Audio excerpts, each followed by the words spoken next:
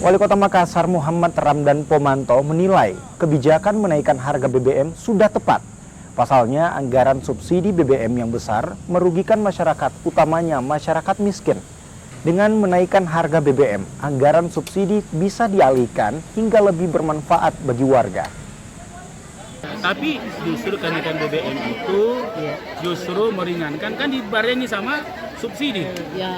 Nah subsidi kan begini, subsidi BBM itu 500 triliun.